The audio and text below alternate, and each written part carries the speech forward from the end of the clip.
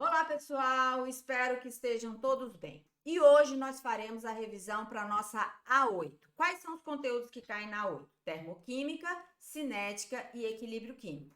Nesse intervalo de tempo, não vai dar para a gente fazer a revisão de todo o conteúdo. Então, escolhi alguns tópicos para a gente poder revisar. Tudo bem?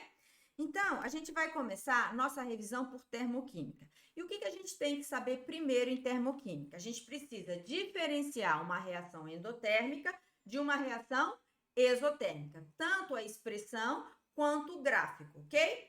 Então vamos lá. O que é uma reação endotérmica? Então, gente, endotérmica, ó, ela vai o quê? Absorver calor. Então é o calor o quê?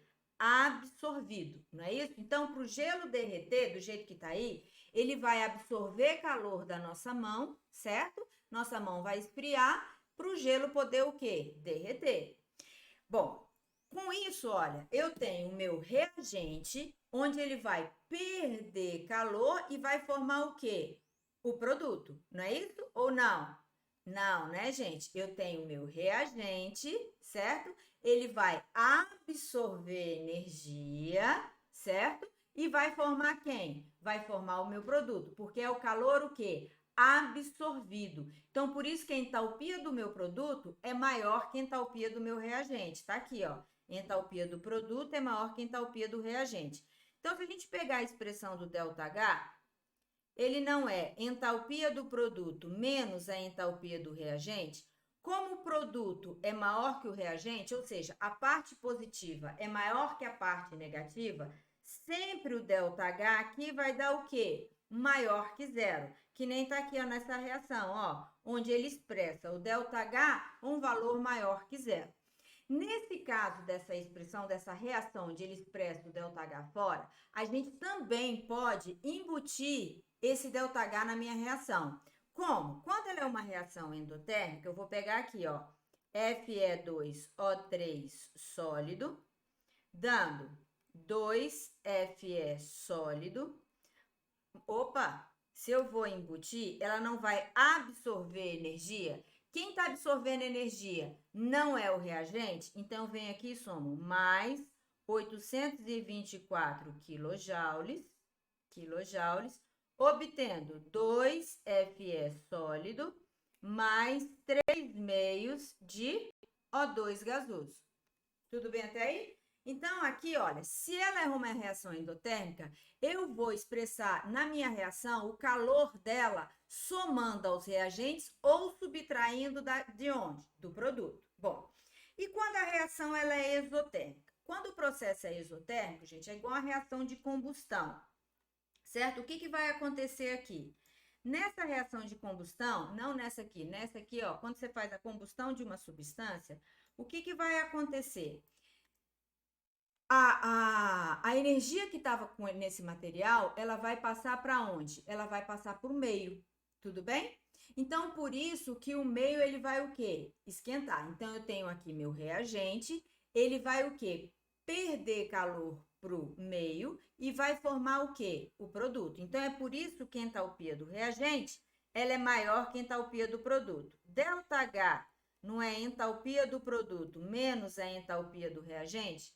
Nesse caso aqui, ó, a parte negativa não é maior que a parte positiva, então sempre na reação exotérmica o ΔH vai ser menor que zero, tudo bem? Por isso que aqui, ó, o calor, ele diz que é negativo nessa reação de óxido de cálcio com água, não é uma reação de combustão, ok? Bom, gente, e o gráfico termoquímico? Aqui eu tenho a representação do reagente e do produto. Quem é o ΔH? ΔH sempre é a distância entre reagente e produto. Sempre uma seta que indica do reagente para o produto. Então, vamos lá. Nesse caso aqui, eu expressei minha reação, o ΔH, fora da minha reação. Então, como é que agora eu vou embutir ele na minha reação? Olha, essa reação não está produzindo calor para o meio, não é? O calor não é o produto de uma reação, dessa reação. Então, como é que eu vou expressar? Eu vou pegar aqui, ó, CaO sólido mais H2O líquido, dando CaOH2, certo? mais 63,7 quilojoules. Tudo bem? Então, o que aconteceu aqui? Não é porque aqui é positivo, certo? Que o ΔH é positivo, não. Aí está embutido na reação. Ou seja, significa que essa reação está produzindo calor para o meio. Então, você pode colocar esse calor somando ao produto ou subtraindo do reagente. Porque quem está perdendo energia não são os reagentes? Então, você pode pegar esse 63,7, passar para o reagente subtraindo, ok? Bom, e agora, gente, a gente vai ver quais as formas de calcular esse ΔH. Eu tenho 4 formas. Primeiro, pelo gráfico, não é? Porque, olha, pelo gráfico aqui, dessa reação aqui, o ΔH eu vou pegar aqui quanto vale a entalpia do reagente, quanto é do produto, e vejo a distância aqui, ó, entre reagente e produto. O outro é quando ele te dá o quê? Ele te dá calor de formação. Ou ele pode te dar energia de ligação, ou ele pode também te dar o quê? Reações, que aí você vai calcular por lei de Hess. Então, qual que a gente vai revisar hoje? A gente vai revisar a lei de Hess, que a lei de Hess diz que não interessa o caminho que você vai percorrer para chegar do reagente ao produto. Interessa só o estado inicial e o estado o quê? Final. Então, ou seja, não interessa se a reação ela é feita em uma etapa ou em várias etapas. Interessa o quê? A energia inicial e a energia final. Então, nesse exercício aqui, ele te deu 3 reações. Olha, a primeira endotérmica, ΔH positivo, a segunda endo e a terceira exo. E pede para você calcular o ΔH dessa reação aqui. Eu vou chamar essa reação de reação principal. O que é a reação principal? É a reação que ele quer saber o quê? O ΔH dela. Tudo bem? Então, como é que a gente vai fazer? A gente vai procurar nas etapas que ele me deu, aqui, ó, a substância, em cada uma das etapas, a substância que essa etapa tem em comum com a reação principal, que só tem nela e não tem nas outras etapas. Como assim? Pega a primeira etapa aqui, tá vendo? Qual é a substância nessa primeira etapa que ela tem em comum com a reação principal aqui embaixo, que só tem nela e não tem nas outras? Nesse caso aqui, ó, não é o ferro, não é isso? Então, você vai aqui, ó, destaca o ferro. Aí, você vai olhar só para o ferro, tudo bem? Então, olha só, na etapa, ele aparece aonde? Você vai fazer 2 perguntas. Na etapa, ele aparece aonde? No reagente. E na reação principal, no reagente também. Então, ele está do lado certo. Segunda pergunta. Quantos mols você tem na etapa? 4. Quantos mols você tem na reação principal? 2. Então, você tem que obter só 2 mols. Então, o que você vai fazer nessa etapa? Você vai dividir toda etapa por quanto? Você vai dividir por 2. Inclusive, o que você fizer na sua reação, você tem que fazer no ΔH. Então, se eu dividir essa reação por 2, então o ΔH eu também vou dividir por 2, certo? Então, vai ficar mais, esse valor dividido por 2 vai dar 321,98 quilojoules. Tudo bem? Vamos fazer a mesma coisa com a segunda etapa. O que é a segunda etapa? Qual é a substância que a segunda etapa tem em comum com a principal, que só tem nela e não tem nenhuma outra? Então, vamos lá? Olha lá, ó, é o óxido de ferro 3. Tá vendo aqui, ó? Agora, a gente vai olhar só para ele, fazer as 2 perguntas. Na sua etapa, ele aparece aonde? No reagente. E na reação principal, no produto. Então, o que você vai fazer? Você vai inverter essa reação. O que é inverter? Tudo que é produto passa a ser reagente, o que é reagente passa a ser produto.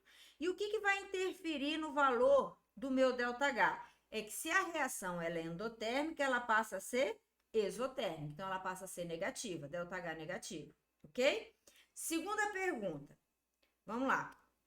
Aqui, ó, na minha etapa tem 2 mols, tá vendo? E na minha etapa, na minha reação principal, só tem 1 mol, que é o que ele quer saber aqui na minha reação.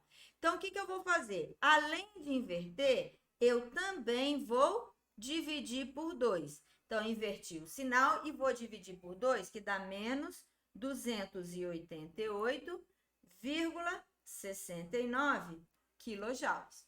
Tudo bem até aí? Vamos para a terceira etapa.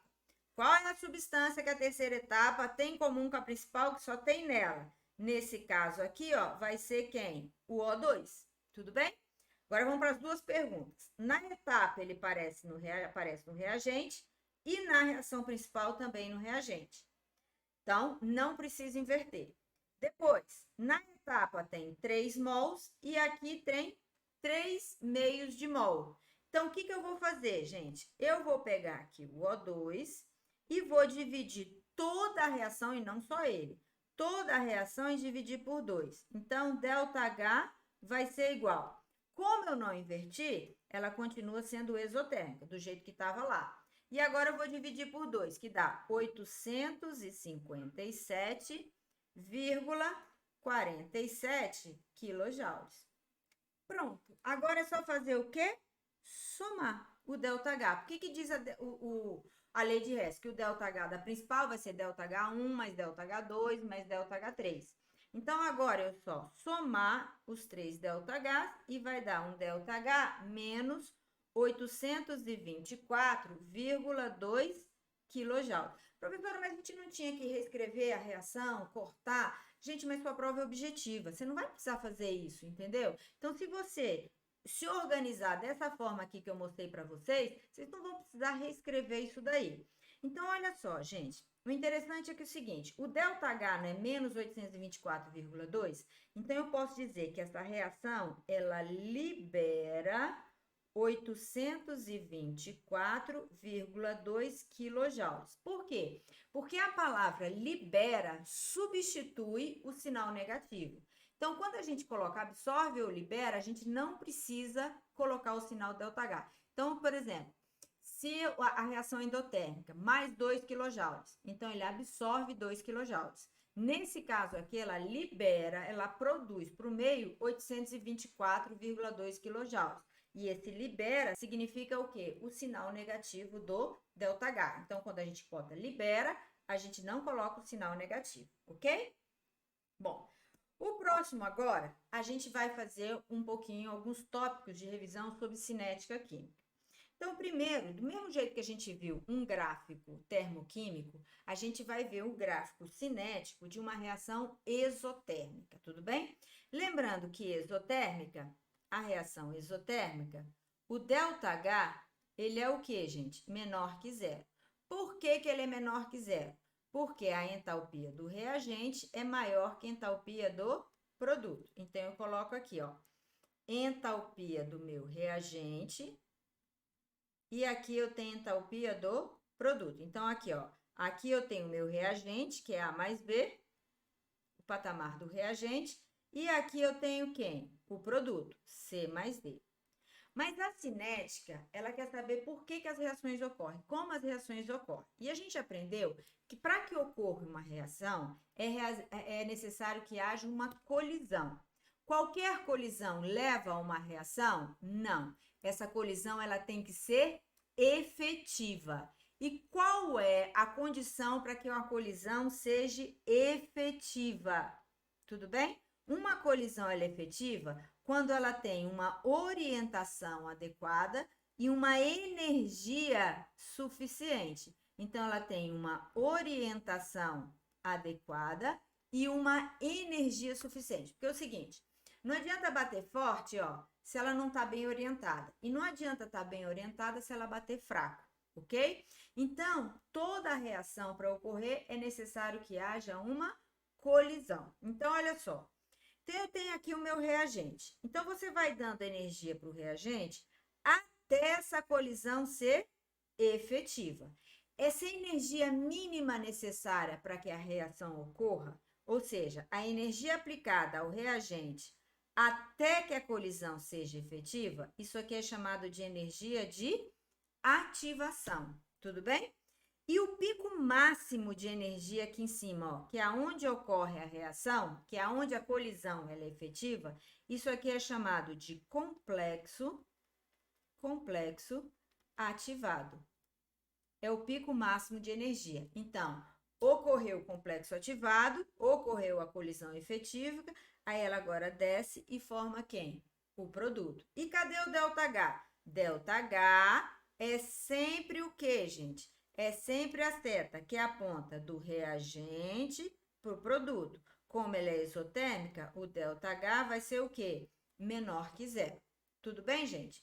Então, olha só, quanto maior o número de colisões efetivas, maior a velocidade da reação. E quanto menor a energia de ativação, maior a velocidade da reação. Porque se ela precisa de pouca energia de ativação, então qualquer energia ali, ó, já é suficiente para a reação acontecer. Tudo bem? Então, a diferença de um gráfico exotérmico de um termoquímico com cinético é que ele tem aqui, ó, essa parte que diz como a reação ocorreu, ok? Bom, então, sabendo esses fatores, como ocorre uma reação, a gente pode ver quais são os fatores que influem na velocidade de uma reação química. Então, são todos aqueles que vão mexer nas colisões efetivas, tudo bem? Que é esse caso aqui, ó, colisões efetivas na orientação e na energia. Para aumentar a velocidade da reação, eu preciso aumentar o número de colisões, o quê? Efetivas. Ou mexer na orientação ou na energia, ok? Então, vamos lá. Temperatura. O que vai acontecer? Se eu aumento a temperatura, eu não aumento a energia, então eu aumento a velocidade da reação. Se eu aumento a concentração dos reagentes, também eu não vou aumentar o número de colisões efetivas? Então, quanto maior a concentração dos reagentes, maior a velocidade da reação. E a pressão, ó, pensa dentro de uma seringa. Você coloca a substância lá dentro, certo? Se você abaixa o êmbolo, você está aumentando o número de choque entre as partículas do reagente. Então, com isso, aumenta o número de colisões efetivas. Então, aumenta o quê? A velocidade da reação. Agora, cuidado! Aqui só vão participar substâncias no estado o quê? Gasoso. Então, se eu tiver duas substâncias sólidas, ou tivesse duas líquidas, ou uma sólida e uma líquida, se eu aumento a pressão, não vai alterar a velocidade da reação. Ela é só aplicada para reagentes no estado o quê? No estado gasoso, ok? Estado físico do reagente. Qual tem mais energia, né? O gasoso?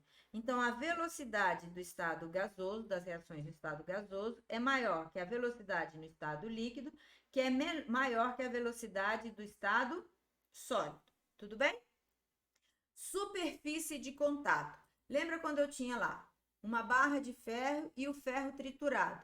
Qual vai reagir mais rápido? O triturado, porque vai ter mais substâncias em contato ao mesmo tempo, não é? Então, por exemplo, mesma coisa quando você vai fazer uma refeição. Por que quanto mais você mastigar, mais rápida é a sua digestão? Porque você está aumentando a superfície de contato. Então, olha lá, quanto maior a superfície de contato, maior a velocidade da reação. Agora, o que é o catalisador, gente? Primeiro, o catalisador, ele tem que ser uma substância.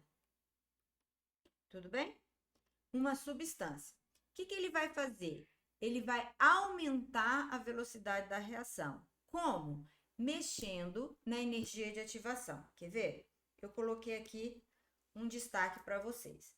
Catalisador, ó, isso aqui é importantíssimo, ó, substância. Então, luz, calor, nada disso é catalisador.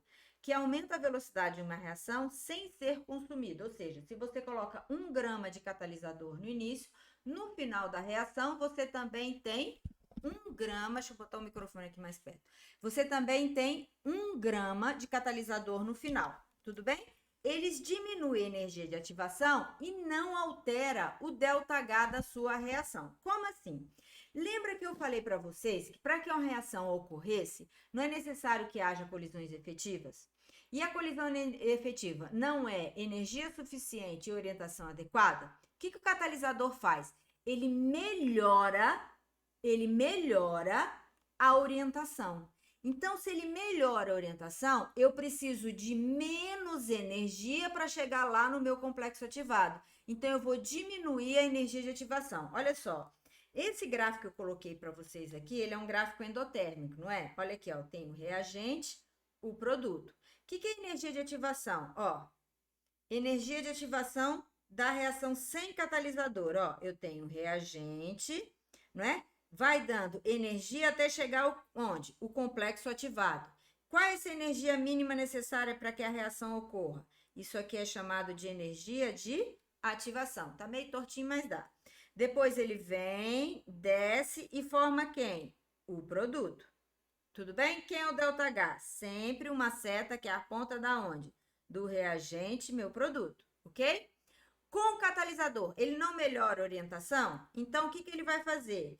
Eu tenho reagente, melhora a orientação, então eu preciso de uma energia mínima menor até chegar aqui, depois vem e forma o produto. Você está vendo que eu não mexi com a entalpia do reagente nem do produto? Então, por isso que o ΔH não altera. O que vai alterar aqui, ó, como a gente diz, é o tamanho do morro, certo? Aqui é energia de ativação de uma reação catalisada. E aqui, ó, energia de ativação da mesma reação, só que agora essa reação, ela é o que, gente? Ela não está catalisada. Mudou o ΔH? Não, porque ele não mexe com a entalpia do reagente, nem com a entalpia do produto, ok? Certo até aí? Agora é só, vamos supor que eu tenho aqui... Ah, ainda não. Vamos entrar... Ah, não, isso aqui mesmo.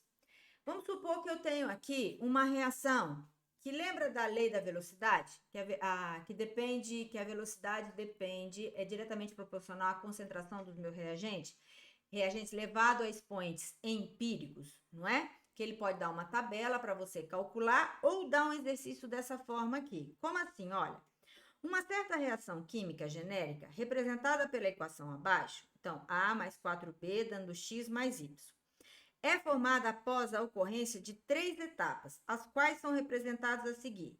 Ele deu a reação 1, que é a lenta, deu uma reação 2 e deu uma reação 3, que é a etapa rápida. Qual a expressão da lei da velocidade ou da velocidade para essa reação genérica? Então, olha só, gente. Quem vai ser a expressão da velocidade? Eu tenho 3 etapas aí. Qual etapa que determina a velocidade da minha reação? Sempre a etapa lenta, a etapa determinante da minha reação. Então, olha só. Pega aqui a reação que ele te deu, genérica. Qual a expressão da lei da velocidade? V é igual a K vezes concentração de A elevada a alfa vezes concentração de B elevada a beta. Só vai ser alfa e beta, só vão ser iguais aos coeficientes estequiométricos da reação se ela ocorrer apenas em uma etapa. E aqui ele te deu o quê? Ele te deu 3 etapas. Só que ele não me deu aquela tabelinha. Mas eu não sei que a etapa lenta não é a etapa determinante da reação? É ou não é? Então, o que eu vou fazer? O alfa e beta vão ser os coeficientes estequiométricos dessas substâncias na etapa lenta, ok?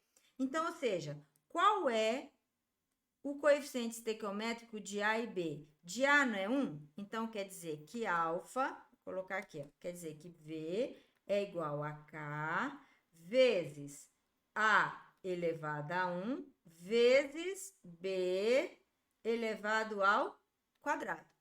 Professora, mas se aqui nessa reação, vamos supor, tivesse uma substância C no meu reagente, aqui não seria vezes concentração de C elevado, sei lá, a gama, não é isso? Mas não tem C, tem? Não. Então, quer dizer que gama é 0. Então, ele não participa da expressão da lei da velocidade.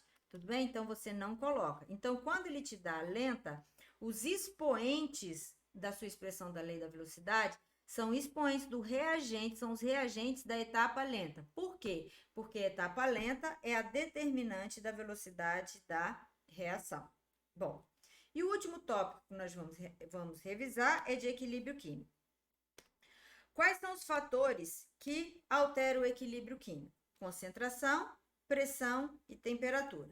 Para que uma reação entre em equilíbrio, primeiro, o sistema tem que estar o quê? Fechado. Tudo bem? Então, A mais B dando C mais D. Depois, a reação tem que ser o quê? Reversível. Que mais? A velocidade da reação direta tem que ser igual à velocidade da reação inversa. Tudo bem? Então, vamos lá. O que diz os fatores, né, que alteram o princípio de Le Chatelier, que altera a velocidade da reação? que sempre a reação vai tentar minimizar a perturbação que você for causar. Então, olha só, se eu aumento a concentração dos reagentes, então eu estou aumentando aqui, colocando mais A ou mais B, o que vai acontecer com a reação? Ela desloca para o produto. Então, ela vai tentar consumir o que você colocou. Se você acrescenta, retira reagente, ela vai deslocar no sentido do reagente, que ela vai ter que o quê? Produzir mais. A mesma coisa do produto, olha. Se eu coloco C, se eu acrescentar, ela vai deslocar para o sentido oposto. E se eu retirar, ela vai deslocar para o mesmo sentido.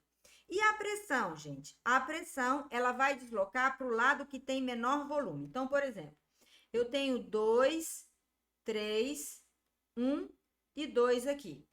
Tudo no estado aqui o quê? Gasoso. Tudo bem? Se eu aumento a pressão, ela desloca para o lado de menor volume, ou seja, menor número de mols. Então, a gente vê aqui, ó. Quantos mols eu tenho aqui? Aqui eu tenho 5 mols. Quantos mols eu tenho aqui? 3 mols. Então, quando eu aumento a pressão, ó, ela tem que deslocar para o lado de menor volume. Então, nesse caso aqui, ela vai deslocar para o produto. Se eu aumento a pressão,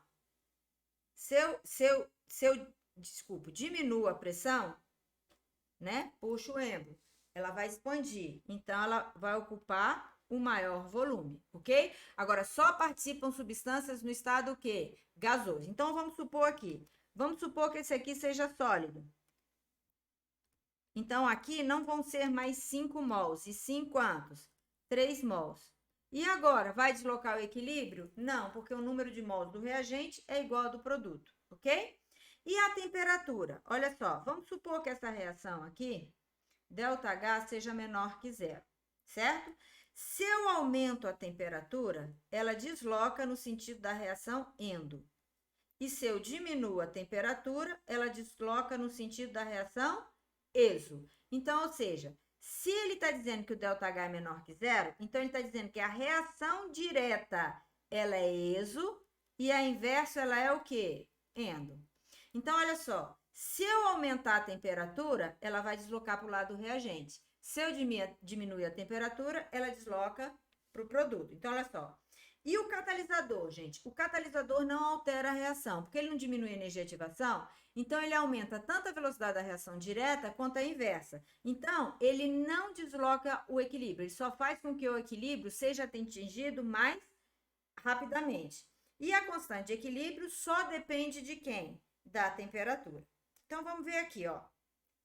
Considere as seguintes reações químicas em equilíbrio no sistema fechado a uma temperatura constante. A respeito dessa reação, são feitas as seguintes afirmações.